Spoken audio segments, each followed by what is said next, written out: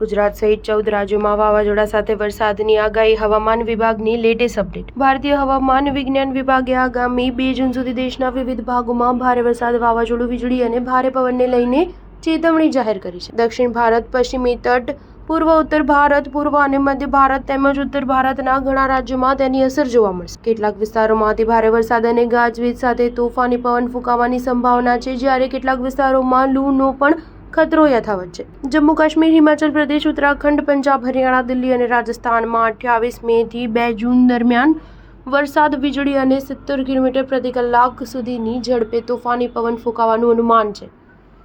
હિમાચલ પ્રદેશમાં 27 અને 28 મેના રોજ કરા પડવાની સંભાવના છે. ઉત્તરાખંડમાં 28 મે થી 2 જૂન સુધી ભારે વરસાદની ચેતવણી જાહેર કરવામાં. રાજસ્થાન અને જમ્મુના કેટલાક વિસ્તારોમાં 28 મેના રોજ લૂની ચેતવણી પણ આપવામાં આવી છે. આગામી 7 દિવસ સુધી પૂર્વ ઉત્તર રાજ્યોમાં હળવાથી મધ્યમ વરસાદ સાથે ગાજવીજ અને વીજળી પડવાની સંભાવના છે. મિઝોરમ, આસામ અને મેઘાલય માટે અતિભારે વરસાદની ચેતવણી જાહેર કરવામાં આવી છે. ઓડિશા, ઝારખંડ, છત્તીસગઢ, પશ્ચિમ બંગાળ અને વિદર્ભમાં 31 મે સુધી વરસાદ અને વાવાઝોડાનું અનુમાન છે.